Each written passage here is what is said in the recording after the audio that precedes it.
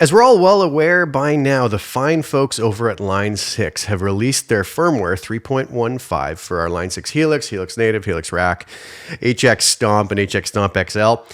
And it is a fabulous release as usual. I did a video already. It was entitled My Top 5 Favorite Features. And I always also like to do a video that I call Hidden Gems, simply because a lot of times there are some improvements within this firmware that aren't obvious things like, let's say, new amp models or new effects models. We've got a lot of those with this, but we also have some kind of under the hood improvements that could be easy to miss if we weren't aware they were there. So I want to point out a few of those to you today, and I truly think that for a lot of you folks out there, these could be extremely useful additions to our Helix when we understand how to use them and actually realize that they're there. So without further ado, here they are. So one of the things that's been asked for a long time in the Helix is the ability to set our guitar input pad per preset and not just globally. So before, we had to go into our global settings to set whether we wanted the guitar input pad turned on or off. And it was just basically going to be like that across all our presets. Now, if we come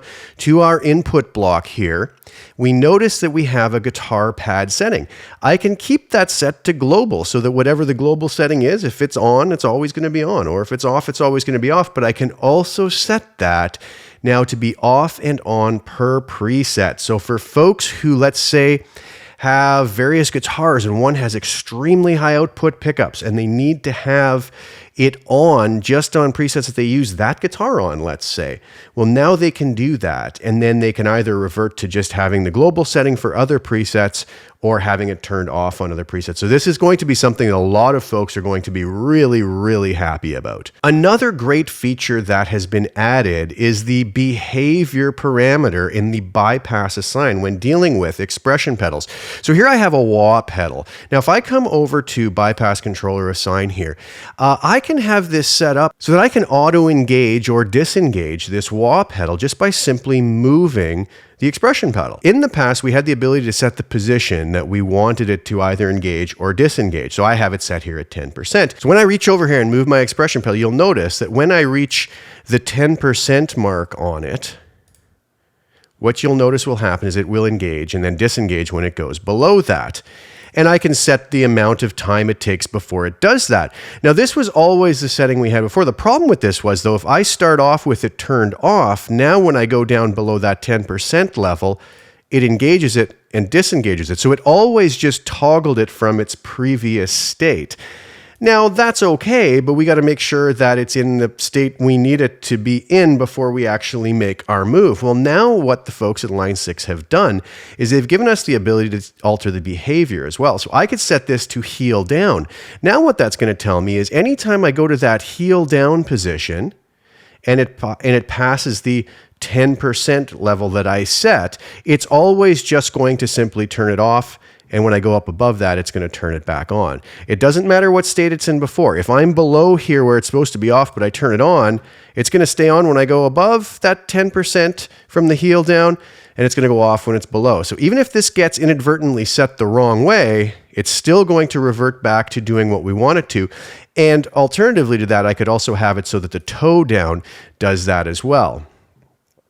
And I could set this so that the position is somewhere up here, let's say 90% for this situation. So now whenever I go beyond that, it turns it off. And when I go below that to the heel down position, it turns it on. So we've now got the ability to alter that to either, like it used to be, toggling on and off from its previous state, or to just being turned off in the toe down or heel down position. So another extremely useful addition to this wonderful firmware. Another really interesting change we have here, if we go to the release note, it says parameters in Snapshot Commands are now affected by snapshot changes. It simply says here that HX Snapshot command parameters can now be controlled by snapshots. Prior to the introduction of HX commands in Command Center, all parameters of commands would be automatically tracked and controlled by snapshots. That is, the parameters for each command could be different in every snapshot.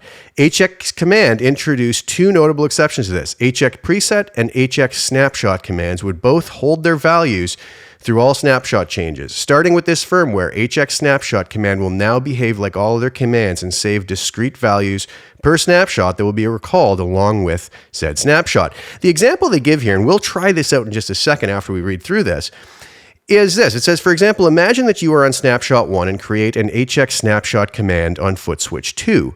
You set it so that pressing that switch recalls snapshot 3. You then switch to snapshot 3 and set the same switch to recall snapshot 6. Recall snapshot 6 and set the switch to recall snapshot 2. Finally, you recall snapshot 2 and set the switch to recall snapshot 1. Now you go back to snapshot 1 and begin pressing the switch. Each successive press recalls the assigned snapshot, and you would cycle snapshots 1 to 3 to 6 to 2 back to 1, 3, 6, 2, and so on for each switch press. There's an important note here. It says this assumes that the snapshot edits global is set to recall. If it's set to discard, you have to save the preset after each set in order for the changes to stick.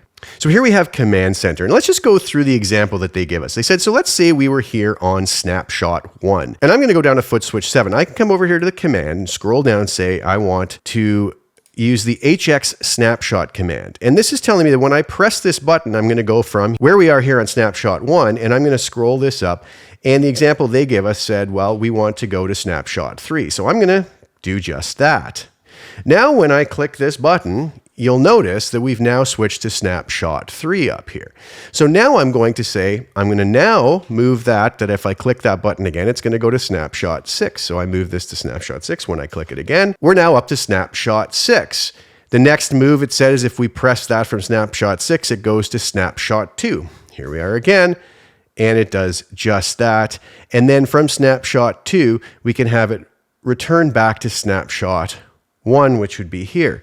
Now, when we press through this button, what you're going to see is just by clicking the one button, we can have it toggle through. And as you can see here, snapshots 2 to 1 to 3 to 6 to 1, 3, 6, just by pressing one button. So that could be very useful if we have a series of moves we have to make in accessing snapshots in a live preset, that instead of bouncing all over to different buttons, we can actually just scroll through the snapshots. So very useful feature that I hadn't really messed with this much before, but after I read through this and tried it, I thought this is a very wonderful, useful feature that the folks at Line 6 have included in this new firmware. Another interesting thing that they've done that might be of interest to a lot of folks is if we go to our delays, under the legacy folder, all of the legacy delays now go from 0 milliseconds all the way up to the ability of having 2.5 seconds of delay.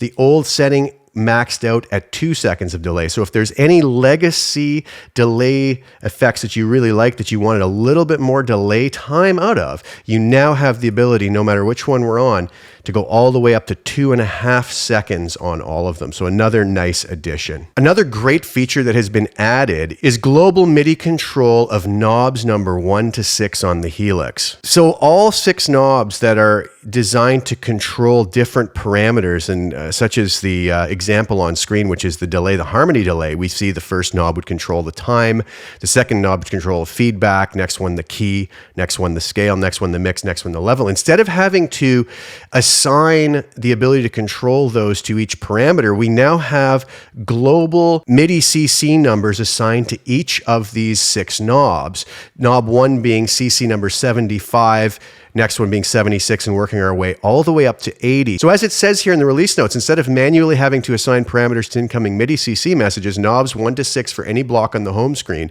respond to new global MIDI CCs. This turns any programmable MIDI keyboard or tabletop controller into a simple way to edit blocks without having to reach down for those who can't be bothered to use pedal edit mode. And one other really cool addition is, it says, in addition, sending the Helix a CC74 message will save any changes to the preset. So anybody using a tabletop MIDI controller with knobs now, we can set that up and map it so that we can control the Helix parameters in a much more streamlined fashion. So another really nice addition to the Helix.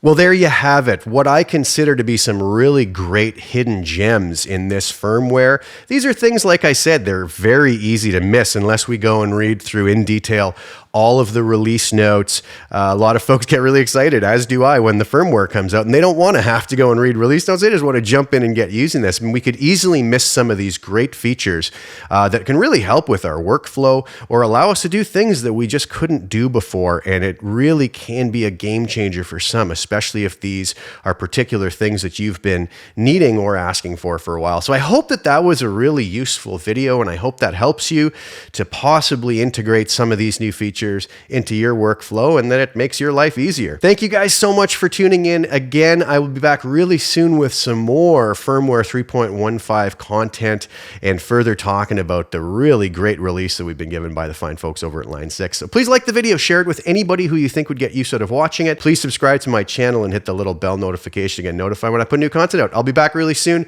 with some more. Thank you guys so much again for tuning in. Ciao for now.